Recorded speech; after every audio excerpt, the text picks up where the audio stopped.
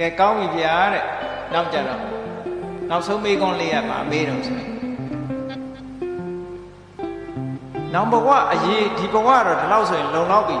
mấy suy đi lấy bao bị cho gió đi lấy ya bị cái siêu sa đi lấy chăn đàn đi bị bên nhà lấy ya bị rồi lâu lâu tiêu là lâu lâu rồi đại về năm bao quá gì xây ế bộ để phá đầu tí rồi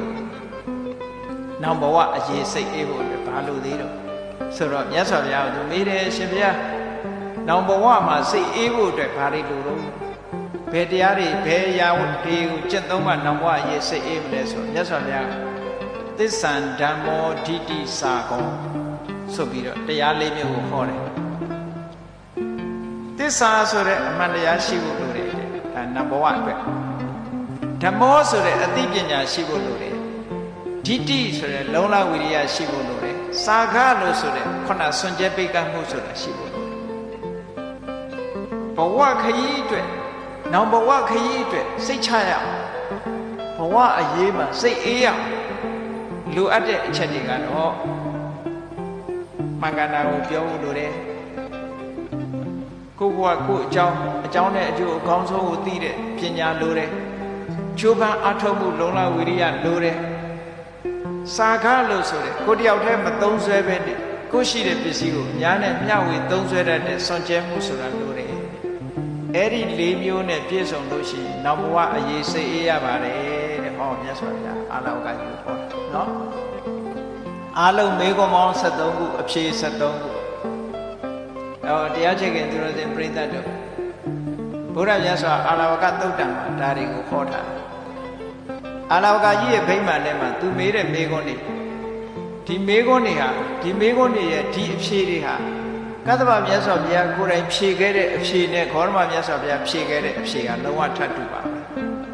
ကသဗ္ဗမြတ်စွာဘုရားဖြေခဲ့တဲ့အဖြေအတိုင်းမြတ်စွာဘုရားတခင်ကိုယ်တော်မြတ်ကထပ်ဆင့်ဖြေတယ်ဒီသုတ်တံကြီးဟာကသဗ္ဗဘုရားလက်ထက်ကမေးခွန်းတွေကိုဖြေထားတဲ့သုတ်တံဂေါရမမြတ်စွာဘုရားလက်ထက်မှာလည်းဖြေထားတဲ့သုတ်တံဆိုတော့ဘုရားနှစ်စုဟောထားတာလို့ဒီလိုမှတ်ရဒီအဖြေတွေကဘုရားနှစ်စုဖြေခဲ့တဲ့အဖြေတွေဘဝအရေးစိတ်အေးဖို့ရတဲ့ကြည့်အခုပြောခဲ့တဲ့အချက်လက်တွေမိမိတို့တဏ္ဍာမှာမရှိသေးလို့ရှိရင်ရှိအောင်ကြိုးစားအထောက်ဖို့မလိုအပ်ဘူးလားဒါတရားနာပြီးရင်အရေးတကြီးလိုက်နာရမှာဒီချက်တွေကိုမှတ်သားပြီးတော့ဘုရားမြတ်စွာဟောကြားတော်မူခဲ့တဲ့အခုအာလဝကသုတ်တံကသဗ္ဗမြတ်စွာဘုရားလည်းဟောခဲ့တယ်ဂေါရမမြတ်စွာဘုရားလည်းဟောတော်မူတယ်အဲ့ဒီဟောတော်မူတဲ့အချက်လက်တွေမိမိတို့ရဲ့တဏ္ဍာမှာမိမိတို့ကိုယ်တိုင်လိုက်နာကျင့်သုံးကြပြီဆိုလို့ရှိရင်လူတိုင်းဟာဘဝရဲ့အရေးဒီဘဝရဲ့အရေးပဲဖြစ်စေနောက်ဘဝရဲ့အရေးပဲဖြစ်စေယခုဘဝနောက်ဘဝလို့ဆိုတဲ့ဘဝအရေးတွေမှာစိတ်အေးနေရပါပြီစိတ်ပူစရာတခုမှမရှိပါဘူးဆိုတာအာလုံးသောတရားချက်ခင်သူတော်စင်ပြိဿတ်တို့သည်ဘဝအရေးစိတ်အေးရအောင်ဟောဒီတရားများကိုကျင့်ကြံကြိုးကိုအားထုတ်တော်မူနိုင်ကြပါစေကုန်သတည်း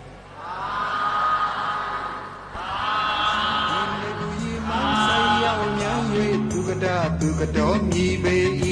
သူကတော်မြည်ပေ၏အိုးလောကသုံးွယ်အကျွမ်းမရှိကုန်စင်ခင်တင်လင်းလင်းသိမြင်တော်မူသောလောကဝိတုမြည်ပေ၏ နမော